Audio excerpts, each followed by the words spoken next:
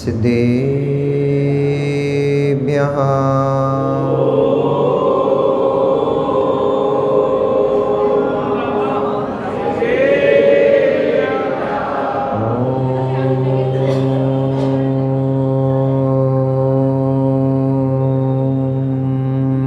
नमः सिद्धेभ्यः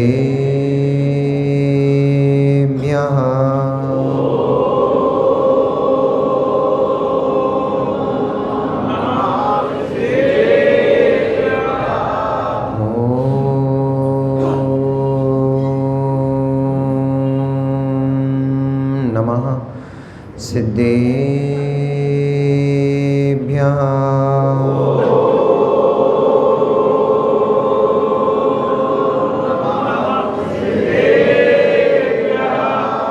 तव सिद्धे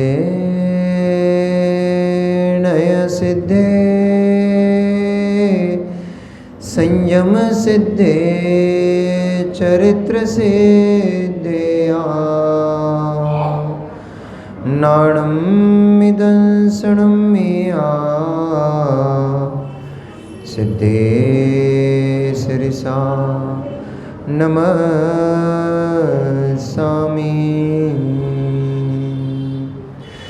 सिद्धं संपूर्णभव्यर्थं सिद्धे कारणमुत्तमं प्रशस्त दर्शन ज्ञान चारित्र प्रतिपादनम् नमो अरिहन्ताणं नमो सिद्धाणं नमो आयर्याणं नमो अज्जायाणं नमो लोये सव्यसाहुणम्। जय बोलिए अनंत अनंत परम सिद्ध परमेष्ठी भगवान की, जय बोलिए अनंत अनंत 24 तीर्थंकर भगवान की, देवादि देवी खजाड़ चिंतमणि मूलनायक श्री पार्श्वनाथ भगवान की, वर्तमान शासन नायक देवादेवी खजाड़ श्री महावीर भगवान की, आचार्य भगवंत कुंद कुंद देव की, आचार्य भगवंत रविशरण स्वामी जी महामुनिराज की, परम पूजनीय चर्या श्रोमणी अध्यात्म योगी आचार्य गुरुदेव श्री विशुद्ध सागर जी महामुनिराज की, अहिंसामयी जैन धर्म की,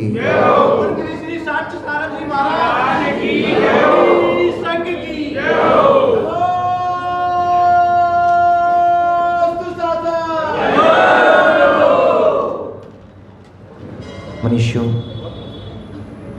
वर्तमान शासन नायक भगवान वर्धमान स्वामी के शासन काल में हम सभी भव्य जीव यहाँ विराजते हैं। परम भट्टारक महाश्रवण उन भगवान वर्धमान स्वामी के मुख कमल से निश्चित बागवादिनी भगवती माँ जिनवाणी का हम सभी भव्य जीव यहाँ करुणांजलि लगा करके पान कर रहे हैं। यह बागवादिनी यह भगवती माँ जिनवाणी सभी जीवों का कल्याण करे, सभी जीवों का मोक्ष मार्ग प्रशस्त करे। क्षेत्र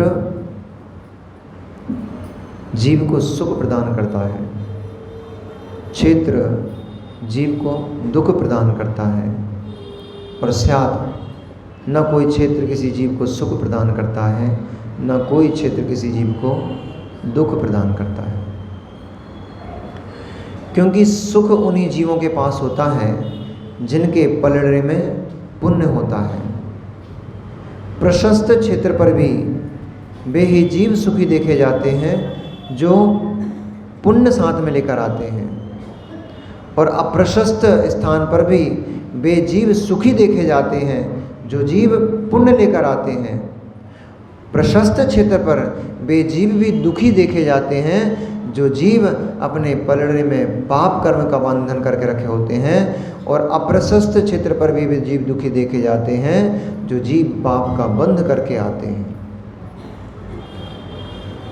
जेल में सुख है कि दुख है? जेल में सुख है कि दुख है? सोच के बोलना। जेल में सुख है कि दुख है? जेल में दुख है।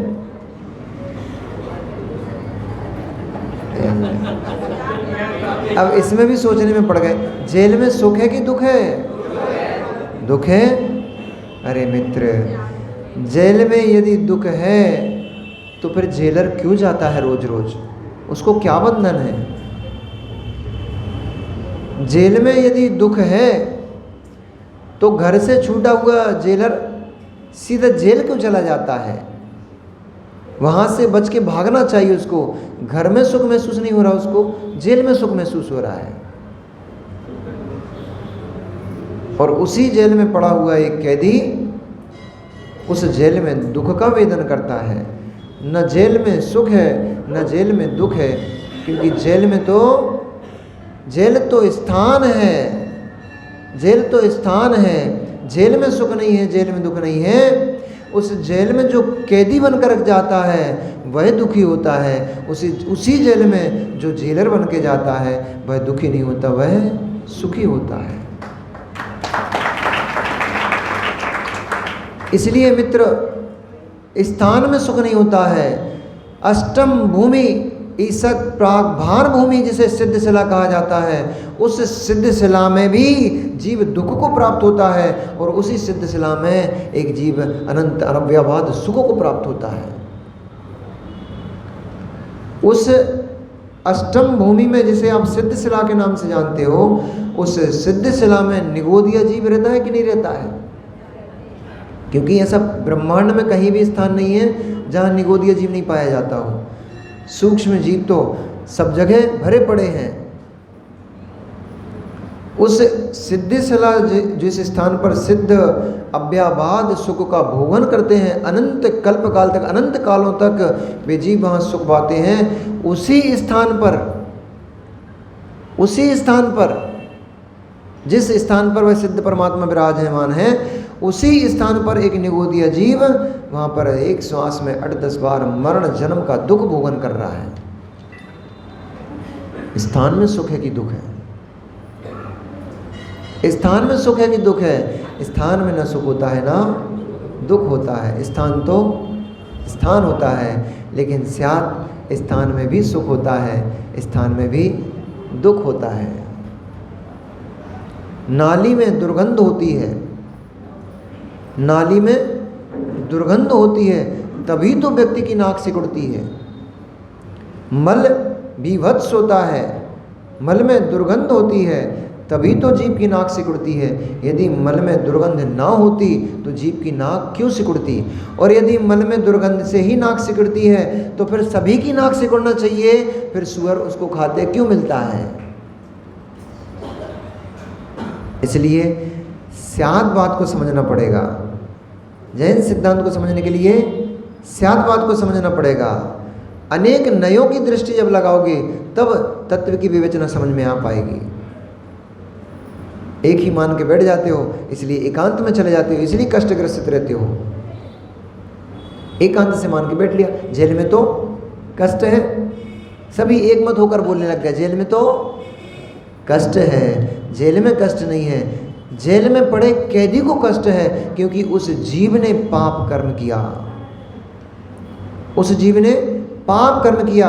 आज संडे है, बहुत सारे बच्चे भी आए हैं। ये बच्चों का, आज के जो बच्चे हैं, इन बच्चों को ये पाप पुण्य समझ में नहीं आता है। नई जनरेशन में इन बच्चों को पाप पुण्य समझ में नहीं आता है कि पाप भी कोई वस्तु होती है, पुण्य भी कोई वस्तु होती है, स्वर्ग भी कोई जगह स्थान होता है, नरक भी कोई स्थान होता है, और मोक्ष नाम की भी कोई अवस्था जीव की होती है। इन सब पर बहुत कम लोगों को श्रद्धा होता है। तो मैं आपको बहुत दूर नहीं ले चलता हूँ, मैं आपको आपके सामने के दृश्य दिखाता हूँ, जिनसे आपको इस बात का अनुभवन होगा कि पाप नाम की कोई वस्तु होती है, पुण्य नाम की कोई वस्तु होती है, और पाप का फल नरक गति होता है और पुण्य का फल स्वर्ग आदि गतियाँ होता है। उस जेल का ही पुनः उदाहरण लेते हैं। वह जीव जेल में क्यों गया? कोई एक जीव जेल गया, वह व्यक्ति जेल क्यों गया? क्योंकि उसने कोई अपराध किया। उसने कोई पाप किया जिसके कारण से उसको सजा जेल की मिली, और जेल में वह जीव क्या कर रहा है? कष्ट को भोग रहा है, अपनी सजा को पूर्ण कर रहा है। यह सिद्धांत कहाँ से शुरू हुआ कि अपराध करने पर दंड मिलता है? यह सिद्धांत कहाँ से शुरू हुआ? अपराध करने पर दंड मिलता है, क्योंकि दंड व्यवस्था यहाँ पर तो आदिनाथ भगवान ने प्रारंभ की है, लेकिन दंड व्यवस्था अभी की नहीं है, ये प्राचीन कालीन है। यही व्यवस्था यहाँ पे चली आ रही है, दंड व्यवस्था। ये दंड व्यवस्था त्रैकालिक है। ये भगवान आदिनाथ स्वामी ने, भगवान नहीं, राजा आदिनाथ स्वामी ने जो दंड व्यवस्था प्रारंभ की थी, वह दंड व्यवस्था कहीं ना कहीं से देख के ही तो की थी। कहाँ से देख के की थी? ये दंड व्यवस्था नवीन नहीं है, ये दंड व्यवस्था तो त्रैकालिक है। कौन देता है? कौन देता है दंड?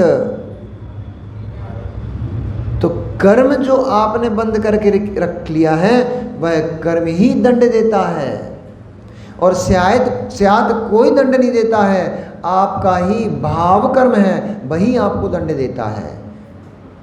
व्यवहार दृष्टि से और निश्चय दृष्टि दोनों से समझेंगे। व्यवहार में जिस कर्म का बंध आपने कर लिया है, भैया माइक की थोड़ी सी और आवाज बढ़ा देंगे कि गला खींच रहा है। व्यवहार में जिस जीव ने पाप कर्म करके रखा है, व्यवहार में जिस जीव ने कर्म का बंध करके रखा है, वह कर्म इस जीव को संसार में नरक में पटक रहा है। वह कर्म इस जीव को संसार में स्वर्ग में वह कर्म इस जीव को संसार में त्रियंच गति में पटक रहा है, और वही कर्म इस जीव को निगोद में लेकर जा रहा है। लेकिन दंड आपको कर्म दे तो रहा है, लेकिन इस कर्म की उत्पत्ति किसने की? इस कर्म को बनाने वाला था कौन? तो कोई बाहर का व्यक्ति नहीं था, कोई बाहर का व्यक्ति नहीं था। यदि आप शुभ परिणाम नहीं करते तो ये पुद्गल वर्णा शुभ कर्म रूप में परिवर्तित नहीं हो सकती थी, और यदि आप अशुभ कर्म नहीं करते, अशुभ भाव नहीं करते, तो यह पुद्गल वर्णा अशुभ कर्म रूप में परिवर्तित नहीं हो सकती थी। उसमें परिवर्तित होने की शक्ति है। कर्म वर्गणा में, वायुमंडल में, जिनको आप रेज बोलते हो, जिनको आप एनर्जी बोलते हो, वो एनर्जी हम उसको वर्गणा नाम से यहाँ पुकारते हैं। और ये तो बोल नहीं सकते कि है नहीं, ये तो बोल नहीं सकते है नहीं। क्यों? क्योंकि आपके मोबाइल में रेज काम कर रही हैं। उन रेज से आप, एक व्यक्ति यहाँ पर बैठा हुआ दिल्ली में बात कर रहा है, किस शक्ति से बात कर रहा है? वही शक्ति, वही एनर्जी, वही रेज जिन्हें आप हाथ से नहीं पकड़ पा रहे हो, लेकिन किसी न किसी माध्यम से आपने उनको पकड़ लिया है, और पकड़ करके उन्हीं रेज से आप एक दूसरे से बात कर रहे हो। एक पुद्गल शब्द, पुद्गल, उस शब्द पुद्गल को एक स्थान से दूसरे स्थान पर आप उस रेज के माध्यम से पहुंचा रहे हो। इसलिए 23 प्रकार की वर्गणाएं इस वायुमंडल में ठसाठस भरी हुई हैं, और उन 23 प्रकार की वर्गणाओं में 5 प्रकार की जो वर्णा होती हैं, उनको यह जीव ग्रहण करता है, ग्राह्य है वो। शेष सभी वर्गणाएं ग्रहण में नहीं होती हैं, उनको अग्राह्य कहा।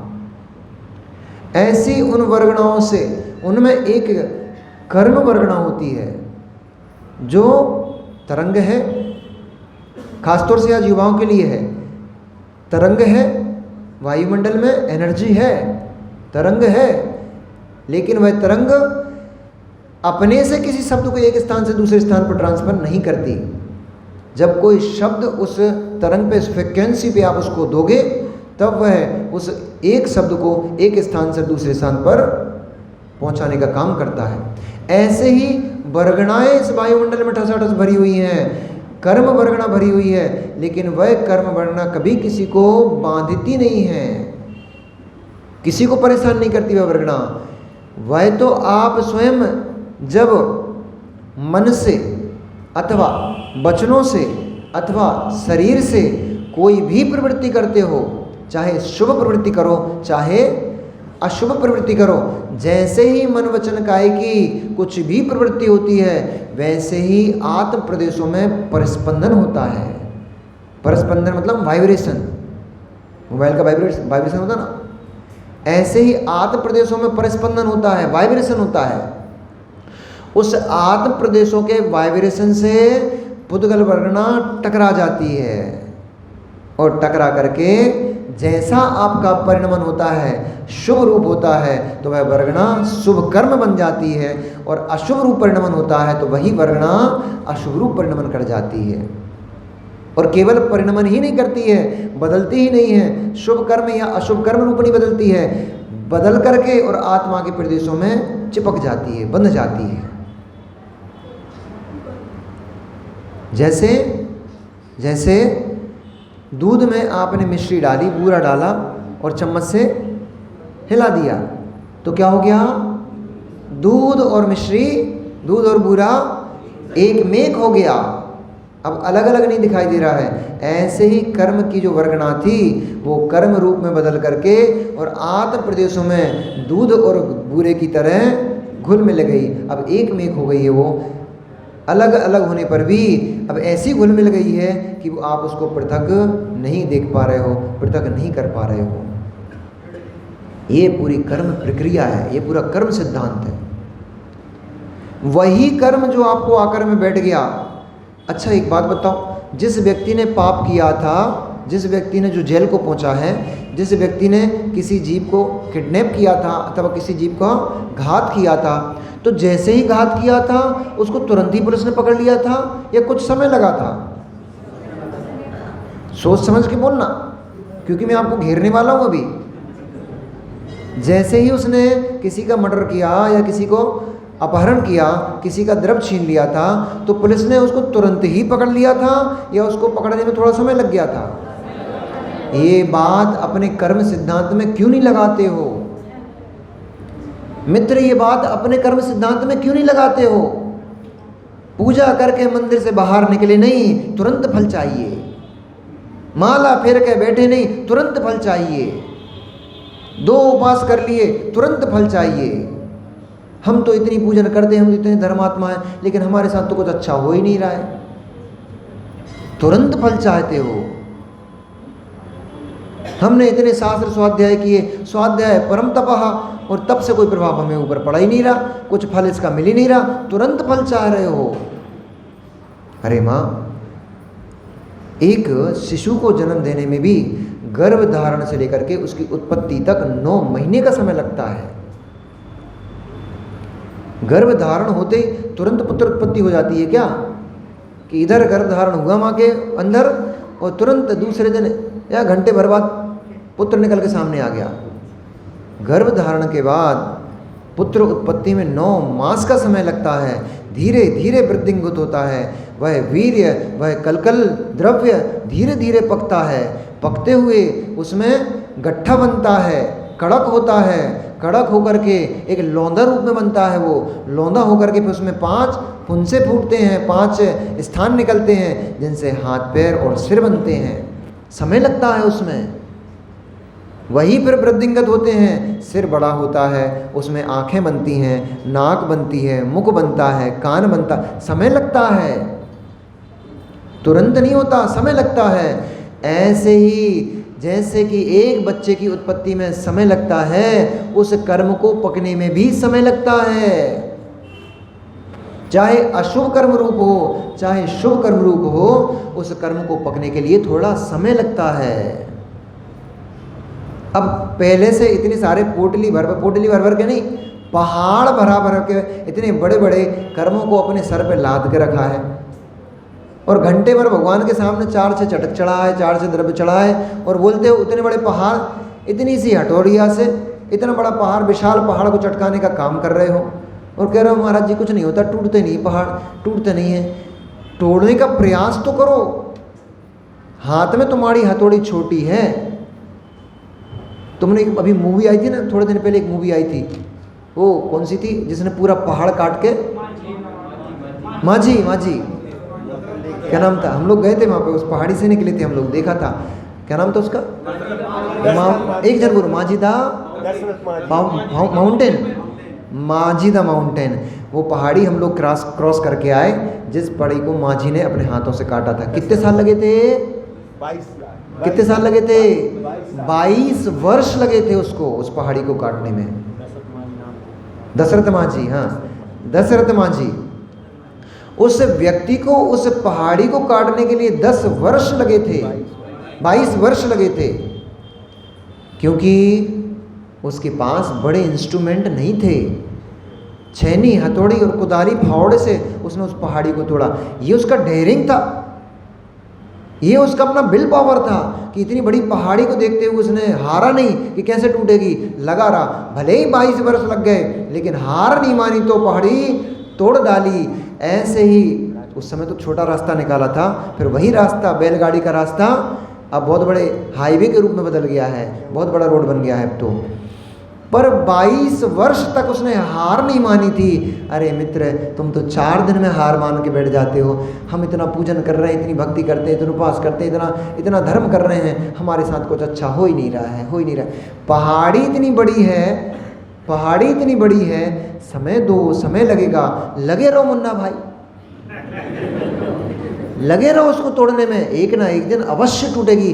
हथौड़ी भले ही छोटी हो सकती है, लेकिन हर हथौड़ी की चोट कुछ ना कुछ पत्थर में क्रैक उत्पन्न कर रही है। ऐसे ही जो जीव लगे रहते हैं, लगे रहते हैं, लगे रहते हैं, अपने कर्मों को ध्वस्त करके वे जीव कहाँ पहुँचते हैं? अरे सिद्धालय में बाद में पहुँचेंगे, भोग भूमि पहुँच गए हैं। वे जीव भोग भूमि पहुंच जाते हैं, और भोग भूमि में जाकर के ना क्षेत्र सुख दे रहा है, ना क्षेत्र सुख दे रहा है, ना शरीर सुख दे रहा है। कौन सुख दे रहा है? वह जो कर्म का बंध किया था, शुभ कर्म का बंध किया था, वह शुभ कर्म का बंध उनको उस भोग भूमि में सुख प्रदान करता है। उस भोग भूमि में कुछ भी जीव को कष्ट नहीं होता। प्रथम काल में अपसर्पणी उत्सर्पणी को अपन कल लेके चले थे। अपसर्पणी काल, उत्सर्पणी काल, और उस अपसर्पणी उत्सर्पणी के कितना सागर प्रमाण? कितना सागर प्रमाण? 20 कोड़ा कोड़ी सागर प्रमाण क्या कहलाता है? एक कल्प काल कहलाता है। 20 कोड़ा कोड़ी सागर प्रमाण समय एक कल्प काल कहलाता है। उस कल्प काल में अब जो भी आज नए आए हैं, इसलिए थोड़ा सा मैंने रिवीजन किया, क्योंकि बहुत सारे आज बच्चे लोग नए आए हैं संडे के कारण।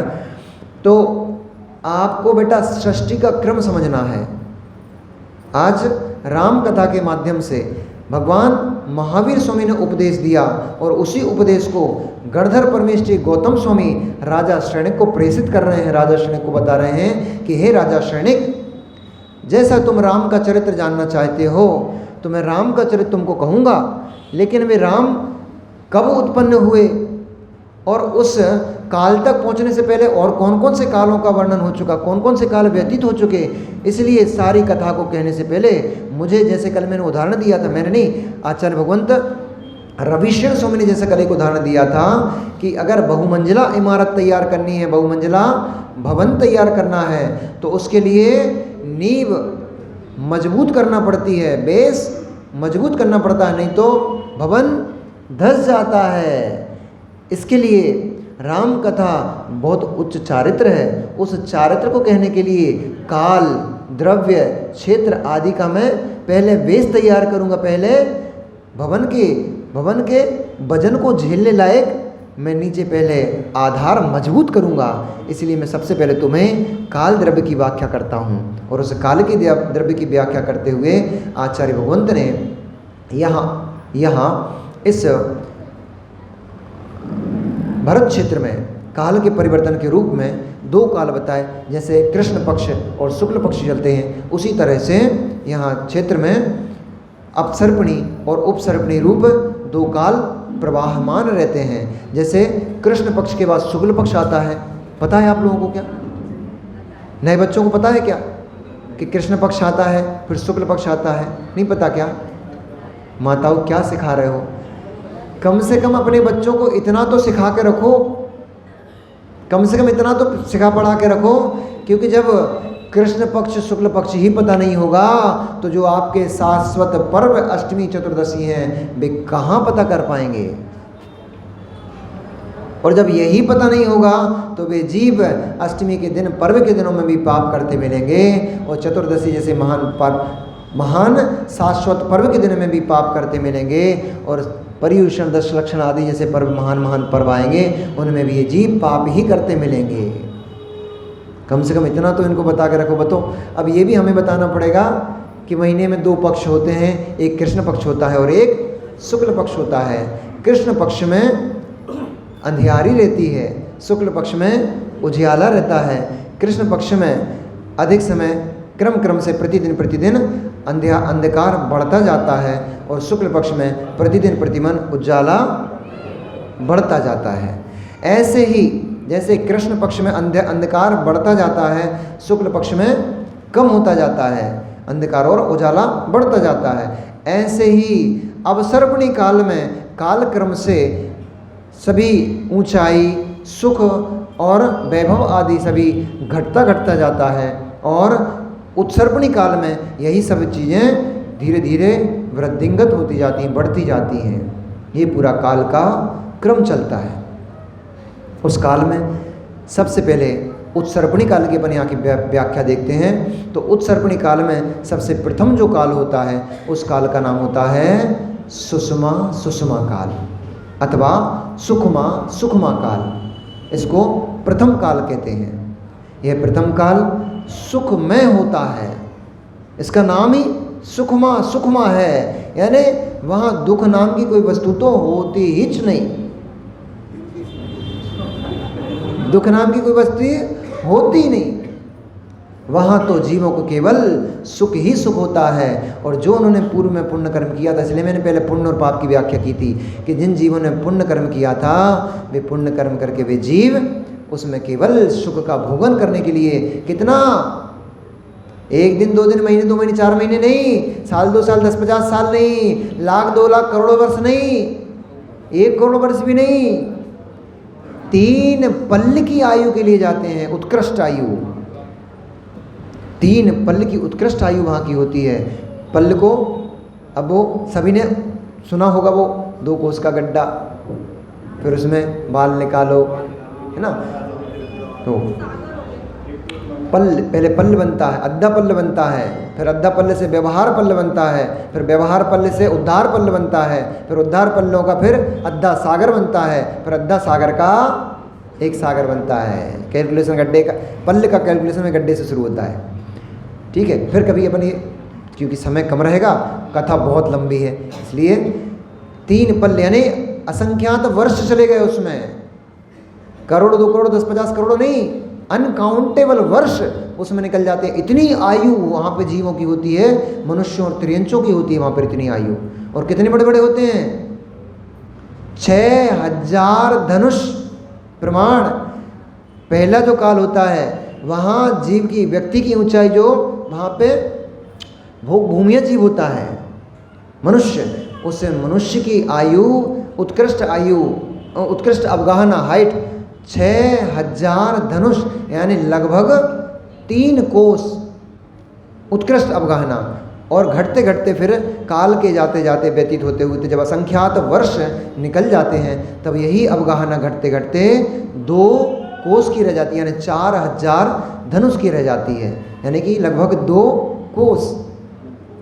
2 कोस मतलब समझते हो, लगभग 2.5-3 किलोमीटर का, 2.5 किलोमीटर का 1 कोस, लगभग कितना 4 किलोमीटर, 256 यानी 2.5 कोस, 2.5 किलोमीटर का 1 कोस, 2.5 दूनी 2.5 तिया कितने हो गए, 7.5 किलोमीटर की उनकी हाइट होती है। 7.5 किलोमीटर, 7.5 लगभग, हाँ अप्रोक्स 7.5 किलोमीटर लगभग लंबा है, 7.5,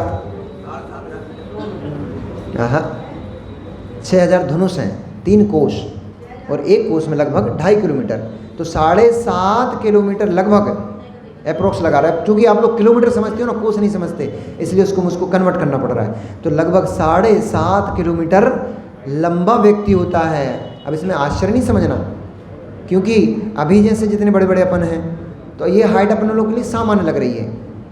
अभी अपनी जो हाइट है कितनी होती है, 6, 5.5, 5 अप्रोक्स, ये हमें नॉर्मल लग रही है। वहाँ पे सभी मनुष्य इतनी ऊंचाई होती थी, तो वहाँ पे ये भी हाइट नॉर्मल लगती थी, अधिक नहीं लगती थी। और आयु 3 पल असंख्यात वर्ष की आयु होती थी। और उस क्षेत्र में क्या होता था, हलचल बंद करोगे तो आनंद आएगा, हलचल करते रहो तो कैसे आनंद आएगा। आशु भाई स्वयं व्यवस्थित होंगे तो सब व्यवस्थित अपने आप हो जाएंगे। और ये तो पीछे आने वालों की गलती है। यदि उनको स्थान नहीं मिल पा रहा है, इतना विशाल हॉल है, फिर भी यदि उनको स्थान नहीं मिल पा रहा है, तो ये तो उनकी गलती है कि भाई 9:45, 9:30 बजे क्यों आ रहे हैं। कथा का श्रवण करना है तो भाई कथा का समय 8:30 बजे से प्रारंभ हो जाता है, 9 बजे से कथा प्रारंभ हो जाती है, तो उनको 9 बजे अपना स्थान आकर के आगे घेर लेना चाहिए। हम लोग तो जब छोटे छोटे थे, अब देखो कथा से कथा निकल आती, हम क्या करें। हम लोग जब पहले छोटे छोटे थे, गांव में रहते थे, तो रामलीला होती थी वहाँ पे, और रामलीला के लिए वहाँ पे कोई स्थान अलग से आसन थोड़े मिलता था। वो तो अब स्टैंडर्ड बढ़ गया लोगों का, अब चेयर्स मिलने लग गई, सब मिलने लग गया है। अब स्टेडियम में होता है तो फिर वो सब व्यवस्था मिले। पहले तो रामलीला का मैदान होता था, रामलीला मैदान, उस मैदान में हुआ करती थी, आप लोगों ने कभी देखी होगी। तो पहले क्या करना पड़ता था, शाम को सबसे पहले अंतःकरी भोजन किया और अपनी एक बोरा लेकर चले गए, जो होता ना गेहूं का बोरा, भट्टा, अपना भट्टा लेके चले गए और जाके सबसे पहले आगे अपना पट्टा बिछाए और उस पर नाम लिखाए। स्थान सुरक्षित। अब मानो कल से क्या होने वाला है, कल से जो लोग 9:30 बजे आएंगे ना, वो अपना भट्टा बिछा जाएंगे यहाँ पहले। जल्दी आओ, जल्दी पाओ, पहले आओ, ज़्यादा पाओ, ठीक है। फिर भी अपना तो कर्तव्य बनता है, क्योंकि अपन तो दानवीर लोग हैं, अपना तो कर्तव्य बनता है कि जीव को भी स्थान मिले। इसलिए थोड़ा थोड़ा भैया सभी लोग भूमि दान कर दोगे तो पीछे जो लोग खड़े हो गए हैं उनको भी थोड़ा स्थान मिल जाएगा। थोड़ा थोड़ा सभी लोग भूमि दान करते हो बिना आवाज़ के, लेकिन क्योंकि कथा का आनंद समाप्त हो जाएगा आवाज़ करोगे तो, इसलिए बिना आवाज़ के। चलो, तो वहाँ वो जीव हैं, उन जीवों की हाइट 6000 धनुष यानी लगभग 3 कोस की उनकी अवगाहना होती है, और वे जीव 3 पल की आयु जीते हैं। और इतना बड़ा शरीर होने पर भी भोजन कितना सा, मात्र बेर के बराबर भोजन करते हैं, वो भी रोज नहीं करते हैं। हर 3 दिन के बाद चौथे दिन मात्र 1 बेर के बराबर भोजन करते हैं। जो जितना उत्कृष्ट व्यक्ति होता है, जितना पुण्यशाली व्यक्ति होता है, उतना उसका आहार कम होता है, उतना उसका गमनागमन कम होता है।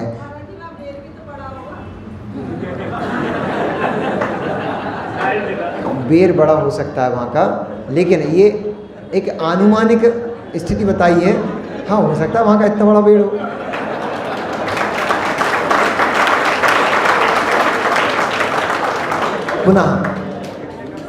पुनः फिर भी उसकी अवगाहना को देखते हुए उसके लिए बहुत अल्प भोजन है, वो भी 3 दिन में। क्यों? क्योंकि जो उत्कृष्ट पुण्यात्मा जीव होते हैं उनका आहार कम होता है, उनका निहार कम होता है, उनका विहार कम होता है। तत्वर सूत्र में आप पढ़ते हो, देवों के लिए पढ़ते हो कि जैसे जैसे उपरिम जाति के देव होते हैं, प्रविचार कम हो जाता है, उनकी वासनाएं अपने आप कम हो जाती हैं। अपने आप क्यों हो जाती हैं? क्योंकि पुण्य करके गए हमेशा। उपरिम जाति के देव होते हैं, उनकी वासनाएं कम होती हैं। जो निकृष्ट जाति के देव होते हैं उनकी वासनाएं अत्यधिक होती हैं। ऐसे ही आप अपने यहाँ पे भी अनुभवन कर सकते हो इस चीज़ का। जो व्यक्ति पढ़ा लिखा होता है, जो व्यक्ति पुण्य आत्मा होता है, और जो व्यक्ति एक स्टैंडर्ड लाइफ को जी रहा होता है, वह व्यक्ति हर कहीं प्रविचार करते नहीं मिलेगा।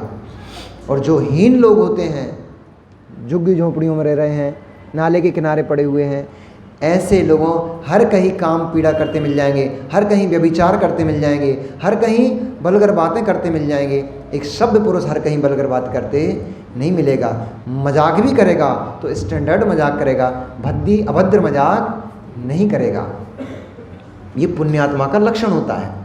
वही यहाँ पे कि पुण्यात्मा का भोजन अपने आप कम हो जाता है। अब हो सकता है बेर थोड़ा वहाँ पे बड़ा होता हो, लेकिन वहाँ के बेर का नहीं बता रहे होंगे, क्योंकि यहाँ पर कथन महावीर स्वामी के काल का चल रहा है और महावीर स्वामी कथन कर रहे हैं यहाँ पे। तो महावीर स्वामी के समय में जितना बड़ा बेर होता होगा लोग वही तो बेर समझेंगे, तो उनके समय के बेर बताया होगा उन्होंने। ये भी हम अनुमान से बोल रहे हैं, वहाँ पे ऐसा साइज नहीं दिया कि बेर कितना बड़ा था, लेकिन ये भी अनुमान से इसलिए बोल रहे हैं क्योंकि महावीर स्वामी के समय का कथन है। तो बेर तो उस समय के लोग वही बेर देखेंगे, भाई इतना बड़ा बेर होता है। इसलिए अपने को तो महावीर स्वामी के समय का बेर लगाना है कि उतना लगभग जितना बेर होता होगा, वो भी रोज रोज नहीं होता है, रोज रोज नहीं खाते हैं, दिन में 4 बार नहीं खाते हैं। आपको तो सुबह उठते से सबसे पहले चाय ब्रेड नाश्ता, ब्रेड खाते हो। अभक्ष्य ही तो सड़क गली चीज़ें हैं, कीड़े पड़ जाते हैं, जीभ पड़ जाते हैं, उसमें तो लट पड़ जाती हैं। ब्रेड कोई खाने की चीज़ होती क्या? अभक्ष्य पदार्थ है। ऐसे ब्रेड और टोस्ट खा के आप अपना सुबह करते हो, फिर घंटे 2 घंटे बाद फिर नाश्ता करने लग जाते हो, पोहा वोहा खाने लग जाते हो, वो भी बेकार चीज़। फिर उसके बाद अरे पोहा कोई अच्छी चीज़ होती है, सड़ी सड़ाई चीज़ है, कितने दिन पहले पक गया था, फिर उबाल के तब से रखा है, अभी तक चले ही आ रहा है वो अभक्ष्य। फिर भी अब कई लोग तो वो छोले का पोहा बनाने लग गए। फिर भोजन नाश्ता कर लिया, फिर 2-3 घंटे बाद 10-11 बज गए, फिर भोजन चाहिए, फिर दोपहरिया में दोपहरिया चाहिए, फिर शाम को चाय पानी चाहिए, नाश्ता चाहिए, फिर अंतऊ चाहिए, फिर अंतऊ के बाद और कसर रह गई तो फिर रात में बिहारू चाहिए, और सोते सोते तो 1 गिलास दूध और पानी तो आखिरी में चाहिए ही चाहिए। कितना खाते हो, कितना खाते हो, ये सब इतना खाते हो, ज़्यादा कहाँ है? हीन पुण्य वाले जीवों का यही लक्षण होता है। हीन पुण्यात्मा जीव बहुत बार भोजन ग्रहण करेगा, बहुत सारा भोजन करेगा, फिर जब मल त्यागने जाएगा तो वहाँ पे भी बहुत सारा रख के आएगा। ये हीन पुण्य वाले जीवों की दशा है। पुण्यात्मा जीव भोजन कम ग्रहण करता है, मल का विसर्जन भी कम करता है। अधिकतम संडास में बैठना किसको अच्छा लगता है? बहुत सारे लोग, तुम्हारे भैया लोग, उसके बिना उनकी उतरती नहीं। पहले गुस्सा खाएंगे, अरे मल के स्थान पर बैठ के भोजन कर रहे हो, शर्म नहीं आती है? और पहली बात तो वो खाने योग्य चीज़ें नहीं है, फुक्की लगा रहे हैं मल के स्थान पर बैठ के, वहाँ जलपान चल रहा है। और माँ थाली में थोड़ा सा कुछ रख देगी, इधर का उधर हो जाएगा तो चिल्लाओ, थाली फेंकोगे। और वहाँ संडासे की सीट पे जाके बैठ के वहाँ गुटखा खाते हो, चबाते हो उसको, शर्म नहीं आती क्या? जिन को आती हो आज से गुटखा का त्याग कर दो, नहीं आती हो तो फिर अब क्या कर सकते? नहीं आती तो ऐसे बेशरम लोग भी किस काम के? फिर तो भरी सभा में बेइज्जती करी जा रही है, भरी सभा में बेइज्जती करी जा रही है, तब भी इतने बेशरम कि शर्म ही ना आ रही। अब ठीक है, जिनको शर्म आए वे आज से गुटखे का त्याग कर देना। उसको तो घोड़ा गधे भी नहीं खाते हैं, हमारे खाने की चीज़ है क्या वो? इसलिए आज से उनका त्याग कर देना। तो ऐसा वे जीव बहुत अल्प भोजन, मात्र जो उत्तम भोगभूमि जीव होते हैं, मात्र बेर के बराबर भोजन, वो भी 3 दिन में 1 बार चौथे दिन भोजन ग्रहण करते हैं, वो भी इतना सा भोजन करते हैं, उनका निहार नहीं होता है। और उस क्षेत्र का वातावरण इतना सुंदर वातावरण, इतना रमणीक वातावरण होता है। अब सोचो कि मौसम अच्छा हो जाता है, थोड़ा बारिश का जब मौसम हो जाता है, हल्की हल्की बूंदाबांदी हो रही हो, हल्की हल्की फुहार गिर रही हो, और भूमि पूरी हरी भरी हो गई है, चारों तरफ एकदम हरियाली फैल गई है, और झरनों से, पहाड़ों के ऊपर से जलप्रपात हो रहा है, झरने झर रहे हैं, और चारों तरफ जहाँ देखो कहीं से हिरण भागते दिखाई दे रहे हैं, कहीं से, और जंगली छोटे छोटे जो सुंदर सुंदर खरगोश आदि जानवर हैं वे सब इधर उधर विचरण करते दिखाई दे रहे हैं। ऐसे रमणीय स्थान पर जाकर के आपको आनंद की अनुभूति होती है कि नहीं होती है? जाते हो ना आप लोग देखने?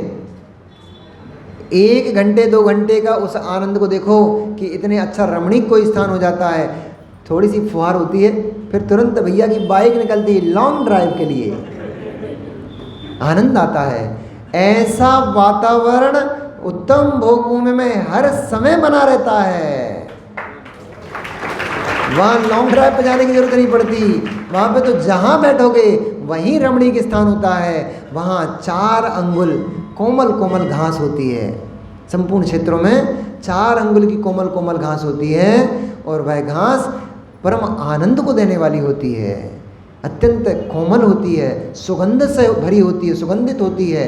और वहाँ जो सुंदर सुंदर वापिकाएँ होती हैं, नदियाँ होती हैं, तालाब होते हैं, उन तालाबों का जल, उन तालाब का जल भी तुम्हारे यहाँ की जैसे ये वो कौन सी नदी है ये यमुना जैसा काला पीला नहीं हो रहा। यमुना का तो पानी देखो कैसा हो गया काला पीला। वहाँ के वापिकाओं और नदियों का जल, तालाबों का, सरोवरों का जल अत्यंत निर्मल स्वच्छ होता था। और कैसा? गन्ने ईख की तरह मिष्ट होता था, गन्ने की तरह मिष्ट होता था, दुग्ध की तरह स्वच्छ होता था।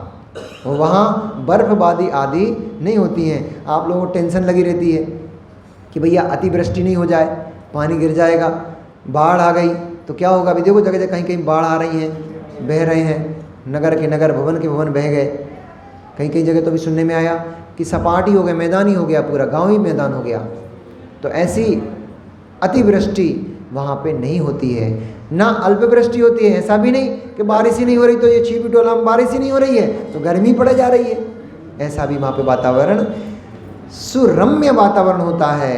वहाँ ना वृष्टि होती है, ना गर्मी पड़ती है, ना अधिक शीत होती है। वहाँ तो सम मौसम होता है और आनंदप्रद मौसम होता है। और वहाँ पर जो जन्म लेते हैं, कल मैंने जैसे बताया था कि वहाँ पर जो जीव जन्म लेते हैं वे कैसे माता पिता से युगल रूप में जन्म लेते हैं। एक लड़की और एक लड़के के रूप में, युगल रूप में जन्म लेते हैं। और जैसे ही उनका जन्म होता है, पिता को छींक आती है और माँ को जमाई आती है, उनका मरण हो जाता है।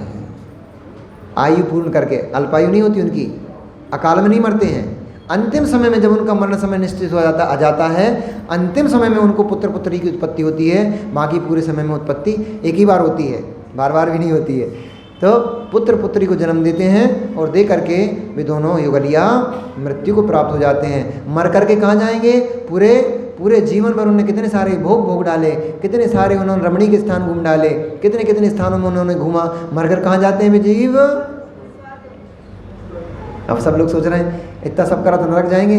नहीं, उन जीवों के पास शेष में इतना पुण्य शेष बचा रहता है, इतना पुण्य शेष बचा रहता है। और दूसरा, वे जीव कभी आपस में लड़ाई झगड़े नहीं करते, ना पति पत्नी दोनों कभी नहीं करते, और ना ही आजू बाजू वाले युगलिया से उनको कोई संबंध होता, कोई मतलब होता है। उनको किसी से कोई मतलब नहीं।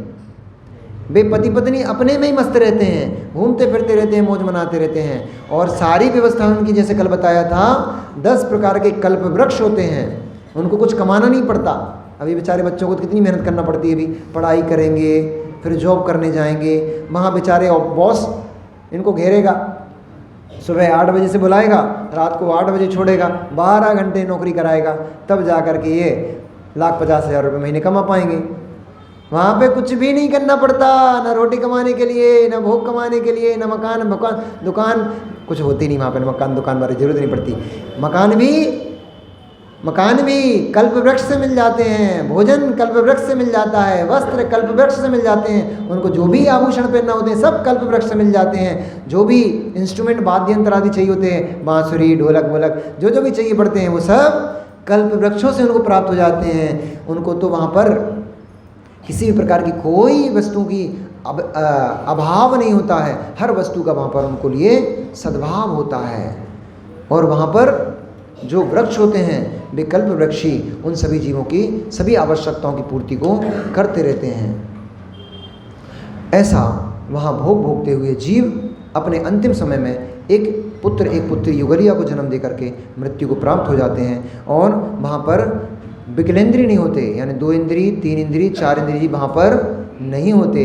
केवल 5 इंद्रिय जीव त्रियंश मनुष्य होते हैं और 1 इंद्रिय भी होते हैं, क्योंकि पानी होता है, घास होती है, ठीक है, इसलिए 1 इंद्रिय तो होता है।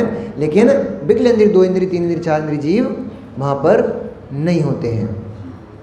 हाँ, वहाँ का जो पानी रहता है वह जलचर जीव से शून्य रहता है। मछली, मगरमच्छ आदि आदि जीव वहाँ के जल में नहीं पाए जाते हैं, इसलिए उनका प्राशुक ही पानी रहता है, उनका पानी अप्राशुक नहीं रहता है।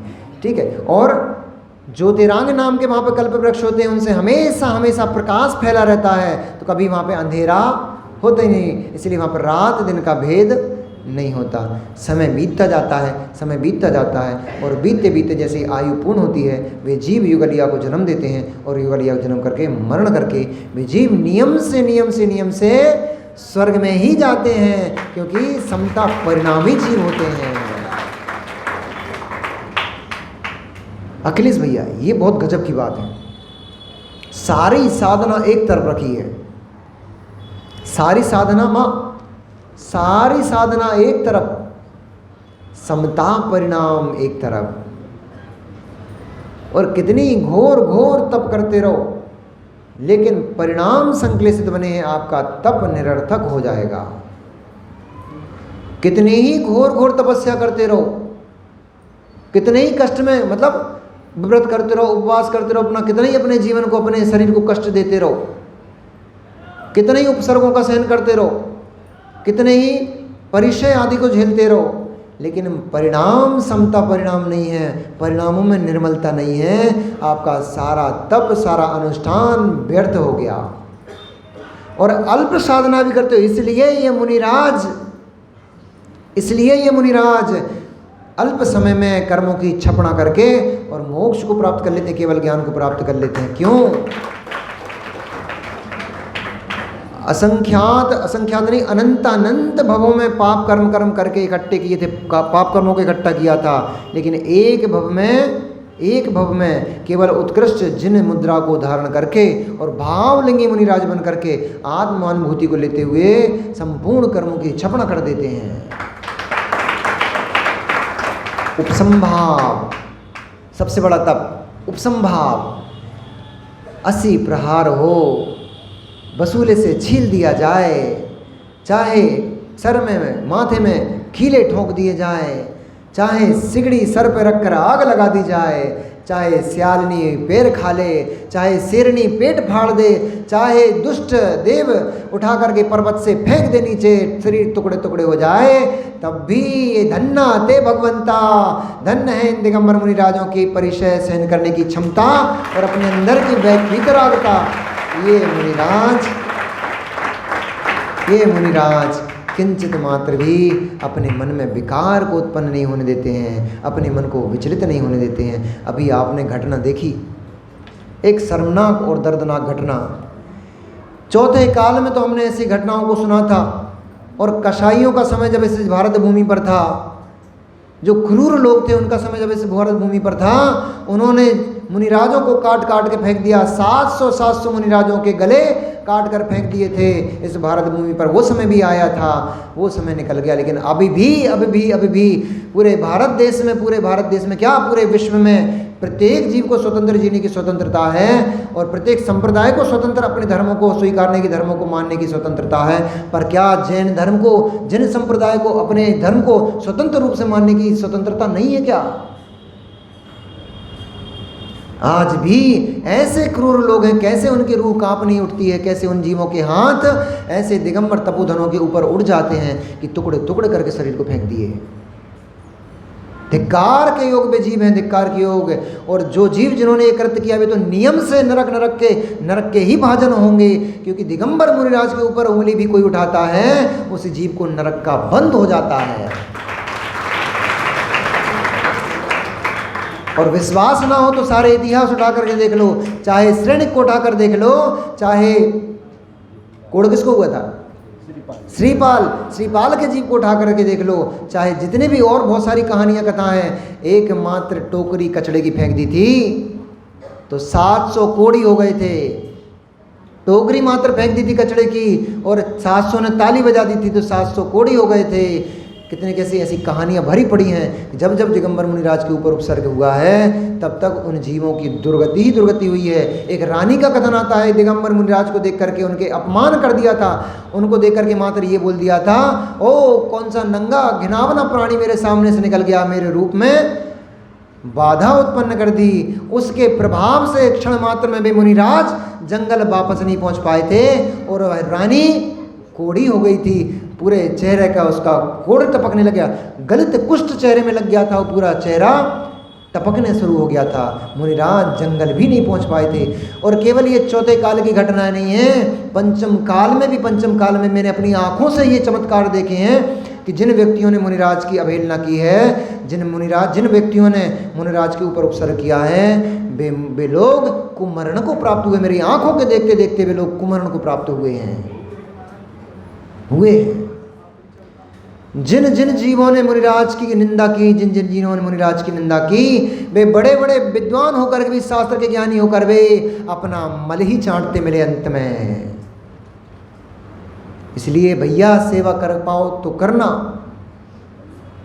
चाहे कोई भी आए, किसी भी संघ के आए, मत देखना संघ भेद, किस संघ के दीक्षित हैं, कितने पुराने दीक्षित हैं कि नए दीक्षित हैं, मत देखो, इन भेदों में मत पड़ो। ऐसा देख देख कर अपनी दृष्टि को कुदृष्टि कर लोगे और मुनिराज से द्वेष करके नियम से पतन को प्राप्त हो जाओगे। चाहे तुम किसी भी भेष में बैठे रहो, किसी भी भेष में बैठे रहो, भेष बैठा रह जाएगा, भेष पड़ा रह जाएगा। लोग भेष को अगरबत्ती और दीपक घुमाते मिल जाएंगे, लेकिन जीव नरक में पड़ा मिलेगा। इसलिए मुनिराज किसी भी संघ के दीक्षित हों, चिरकालीन दीक्षित हों, चाहे एक अंतर्मुहूर्त पहले के दीक्षित हों, मुनिराज के 28 मूल गुण सभी के एक जैसे होते हैं। भगवान महावीर स्वामी की जो चर्या थी, वही चर्या पंचम काल में दिगंबर मुनि इस समय को पालते हैं। ये तो मुनिराजों की समता परिणाम है कि कितना सा कितना घोर घोर उपसर्ग भी हो जाए, तब भी वे मुनिराज उसके ऊपर प्रतिकार नहीं करते हैं। हमारे सामने एक व्यक्ति ने आचार्य विद्यासागर के ऊपर विद्यासागर महाराज जी के ऊपर पत्थर फेंक दिया था।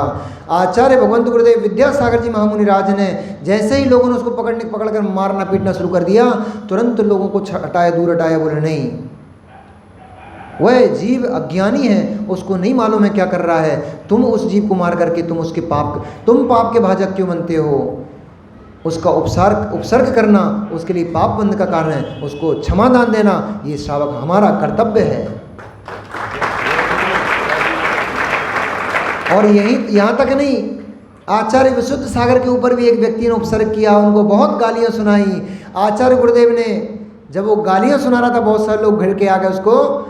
आचार्य गुरुदेव ने एक व्यक्ति को, जिम्मेदार व्यक्ति को, उसके गाड़ी में बिठाकर बोला कि इसको भैया अपनी गाड़ी में, वाहन में बिठा करके लेके जाओ और रेलवे स्टेशन तक इसको छोड़ के आना, क्योंकि इसने इतना गंदा बोला है कि पब्लिक इसको छोड़ेगी नहीं।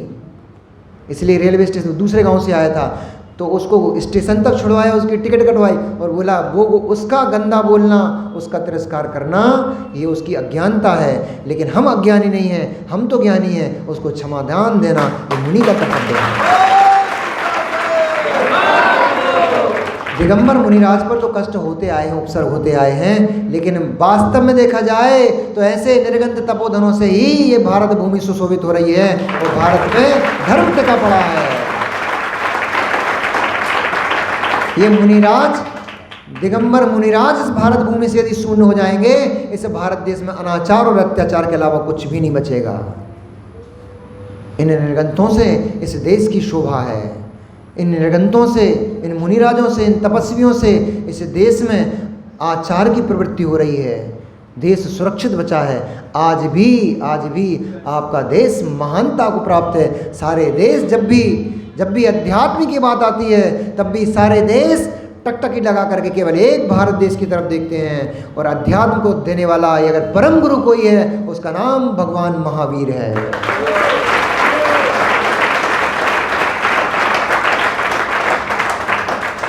इसलिए उस महावीर के वंशज हम हैं, तो अपना आचरण, अपना जीवन वैसा होना चाहिए कि जिससे हमारे महावीर लज्जित ना हो पाए।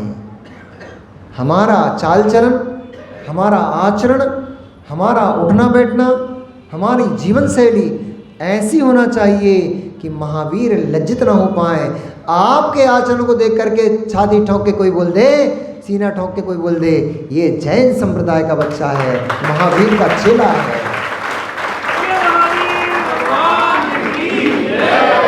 ये ना बोल दे महावीर के कुल में ये कैसे उत्पन्न हो गया। ऐसा ना बोल दे आपको देख करके कोई कि महावीर के कुल में ये कौन सा जीव उत्पन्न हो गया है। ये बोले धन्य है बेटा तूने ऐसा जन्म लेकर के, और महावीर की यश कीर्ति को वृद्धिंगत कर रहा है, धूमिल नहीं कर रहा है। ऐसा बोलने वाले जीव मिल जाए तो समझना मेरा जीवन, मनुष्य जीवन सार्थक है।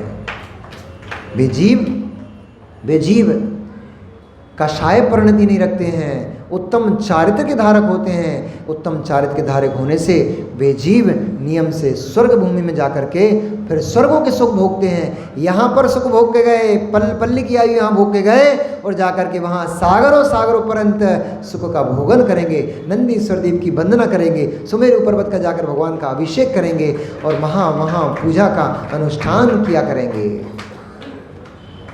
समय बीतता जाता है और इस भूमि पर, इस भरत क्षेत्र में, ऐरावत क्षेत्र में काल परिवर्तन होता है।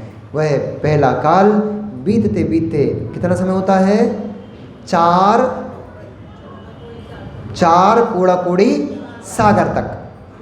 1 करोड़ में 1 करोड़ का गुणा करो तो 1 कोड़ा कोड़ी हो गया। 1 crore into 1 crore is equal to 1 कोड़ा कोड़ी। ऐसे 4 कोड़ा कोड़ी सागर का प्रमाण बहुत बड़ा है, असंख्यात वर्ष सागर प्रमाण वहाँ पर जीव सुख का भोगन करते हैं। इतनी उस काल की आयु, उसके बाद 4 कोड़ा कोड़ी सागर की आयु पूर्ण होती है। उसके बाद द्वितीय काल प्रारंभ हो जाता है। यहाँ पर अब उत्तम भोग भूमि की व्यवस्था समाप्त हो जाती है, मध्यम भोग भूमि की व्यवस्था प्रारंभ हो जाती है, यानी हीनता आ गई। क्योंकि अब सर्पणी काल है, इसलिए सभी चीज़ यहाँ पर घट जाएंगी। जैसी पहले हाइट हुआ करती थी 3 कोस, अब हाइट हो जाएगी 4000 धनुष, यानी 2 कोस। उत्कृष्ट अवगाहना 2 कोस। आयु पहले हुआ करती थी 3 पल, अब आयु हो गई 2 पल। पहले वे जीव सुख से निवास किया करते थे और अब उनके सुख में थोड़ी, अभी भी सुखी रहते हैं, क्लेश कुछ भी नहीं है, कष्ट कुछ भी नहीं है, फिर भी जो प्रथम भोग भूमि में जीते थे अब वैसी नहीं रही। द्वितीय भोग भूमि में थोड़ी न्यूनता आ गई, आहार में भी न्यूनता आ गई है। पहले 3 दिन के बाद एक बार भोजन करते थे, अब 2 दिन के बाद एक बार भोजन करते हैं, उसमें भी वृद्धि हो गई है। पहले बेर के बराबर करते थे, अब बहेड़े के बराबर करते हैं। पहले जैसा जैसा वातावरण में, मौसम आदि में जैसा जैसा उत्कृष्टता थी उसमें भी हीनता। ऐसे सभी क्रियाओं में, सभी वस्तुओं में थोड़ी हीनता आ जाती है। ये इस द्वितीय भोग भूमि, उत्तम मध्यम भोग भूमि जो काल है, इस मध्यम भोग भूमि की आयु यहाँ पर बचती है 3 कोड़ा कोड़ी सागर। 3 कोड़ा कोड़ी सागर की इस द्वितीय काल की आयु, 3 कोड़ा कोड़ी सागर। 4 कोड़ा कोड़ी सागर की उत्तम भोग भूमि की थी, 3 कोड़ा कोड़ी सागर की यहाँ पर काल बचा। ऐसे ही बीते बीते वे जीव भी नियम से कहाँ जाते हैं, क्योंकि वो भी क्लेश से युक्त नहीं होते, कसायों से युक्त नहीं, पापों से युक्त नहीं होते। वे भी जीव भी नियम से स्वर्ग ही जाते हैं। लेकिन उत्तम भोग भूमि के जीव ऊपर जाते थे, मध्यम भोग भूमि थोड़ा तो घट जाता है, अप्स एंड डाउन्स हो जाते हैं। इसके 3 कोड़ा कोड़ी सागर के पूर्ण होने पर फिर यहाँ पर तीसरा काल प्रारंभ होता है। पहला काल कौन सा था? सुषमा काल, सुख ही सुख था। दूसरा काल था सुखमा अथवा सुषमा, दूसरा काल सुषमा। इस सुषमा काल में थोड़ा सुख घट गया, इसलिए सुषमा पीछे का हट गया, सुषमा बचा। अब तीसरा काल प्रारंभ होता है सुषमा दुष्मा। किंचित इस काल में दुख प्रारंभ होगा, लेकिन वो भी प्रारंभ में नहीं होगा, अंत समय में होगा, इसलिए इस काल का नाम सुषमा दुष्मा। यहाँ पर लोगों की अवगाहना जो हाइट थी वो हो गई 2000 धनुष, यानी कि कितने कोस? 1 कोस। और जो आयु थी वो कितनी बची? 1 पल्ले।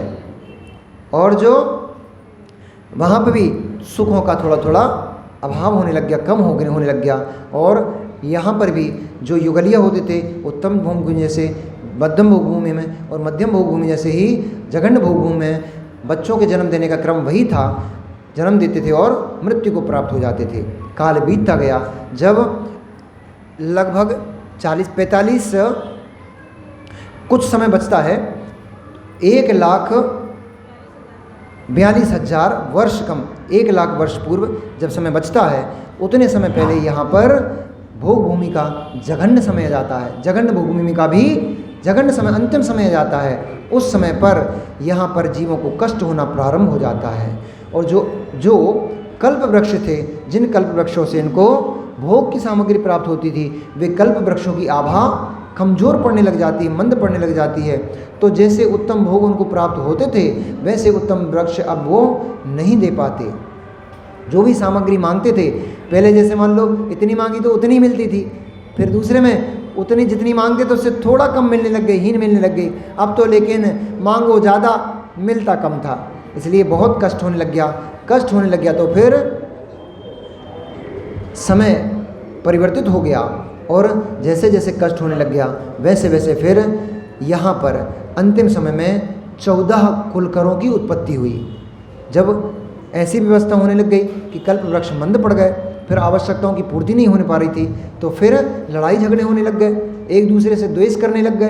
तो ऐसे समय में फिर व्यवस्था को कैसे सुचारू चले, व्यवस्था कैसे सुचारू चले, तब वहाँ पर 14 कुलकरों की क्रम से उत्पत्ति होती है, जिनमें सबसे पहले कुलकर प्रसेनजित नाम के, सबसे पहले प्रतिभूति नाम के सबसे पहले कुलकर उत्पन्न हुए। प्रतिभूति नाम के सबसे प्रथम कुलकर उत्पन्न हुए। ये 3 भव का ज्ञान रखते थे, अवधि ज्ञानी थे। ये 3 भव का ज्ञान रखते थे, और 3 भव का ज्ञान रखने से उनको ये पता पड़ गया कि पहले व्यवस्था कैसी चलती थी।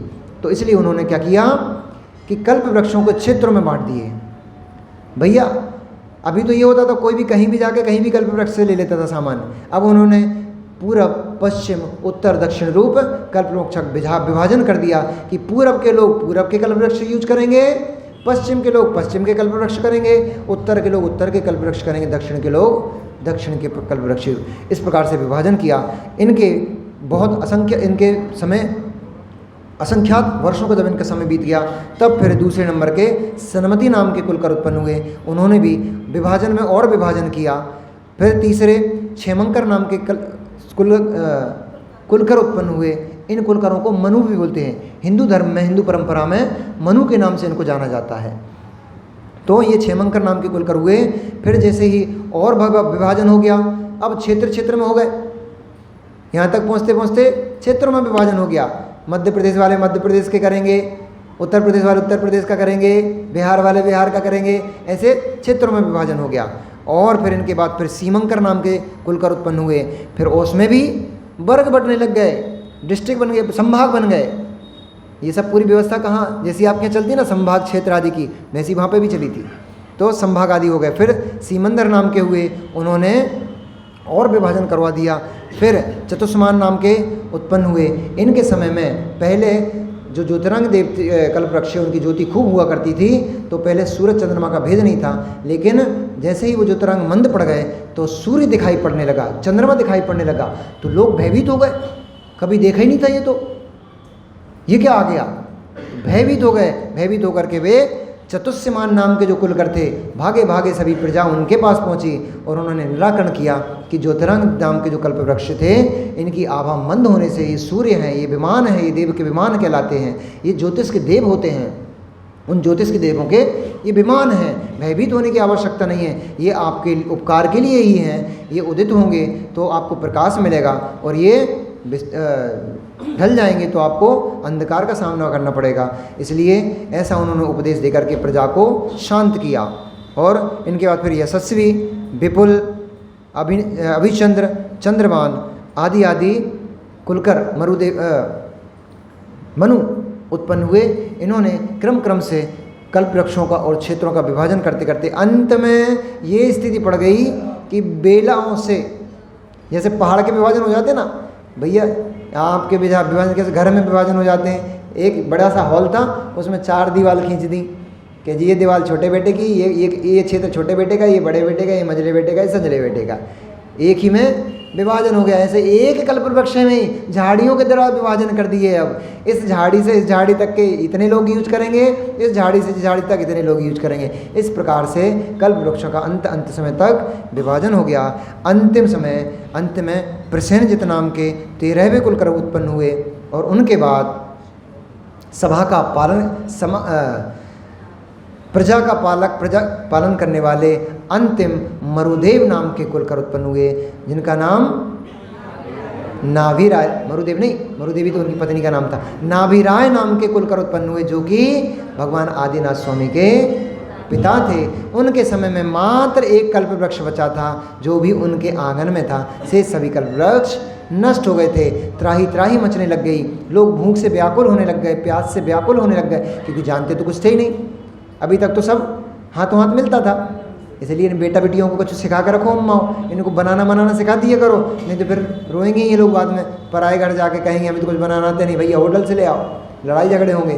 तो इसलिए वहाँ पे भी ऐसे ही होने लग गया, त्राही त्राही मचने लग गई कि अब हमारा जीवन का पालन कैसे हो। ऐसे समय पर नाभिराय कुलकर ने वहाँ पे 80 मसी आदि षट कर्मों को, ये तो उनने बताया था, नाभिराय ने फिर कर्म करने का उपदेश दिया। कैसे दिया अब वो हम आपको कल बता पाएंगे, क्योंकि समय से अधिक हो गया है। आप लोगों को भी जैसे उनको आकुलता होने लग गई भूख प्यास से, ऐसे आपको भी आकुलता होने लग जाएगी। इसलिए कैसे पुनः सृष्टि पर विभाजन हुआ, कैसे कर्म भूमि का प्रारंभ हुआ, कैसे आदिनाथ भगवान केवल ज्ञान को प्राप्त किए, राज किया, केवल ज्ञान को प्राप्त किए, मोक्ष गए, फिर कैसे अजितनाथ भगवान का आगमन हुआ, उनके समय में क्या क्या हुआ। To be continue after a small. कल सुनेंगे। भगवान महावीर स्वामी की